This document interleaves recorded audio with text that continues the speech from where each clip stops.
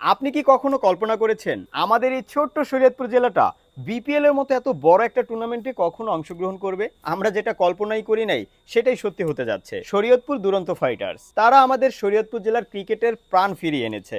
শরীয়তপুর জেলার প্রত্যেকটা ক্রিকেট প্রেমীদের মধ্যে আবারও জেগে উঠেছে ক্রিকেট উন্মাদনা। আগামী 1 তারিখ ট্যাপ টেনিস জগতে বাংলাদেশের সবচাইতে বড় ক্রিকেট টুর্নামেন্ট বিপিএল, যেখানে আমাদের এই ছোট্ট শরীয়তপুর জেলা অংশগ্রহণ করবে।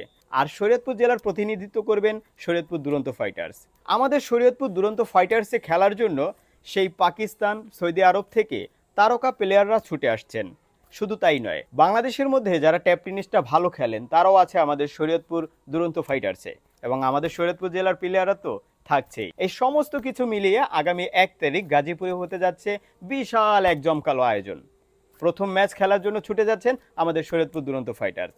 সেখানে সবার মতো আমিও থাকবো এবং আপনাদেরকে সম্পূর্ণ আপডেট দেওয়ার চেষ্টা করব। আগামী 1 তারিখে 5টা বাজ ভোরে শরীয়তপুর থেকে বিভিন্ন পেশার মানুষ ছুটে যাচ্ছেন গাজীপুরে এই খেলাটা উপভোগ করার জন্য। তাই আপনারা যারা শরীয়তপুরের আছেন, আপনাদের সবার কাছে শরীয়তপুর দুরন্ত ফাইটার্সের জন্য দোয়া চাই।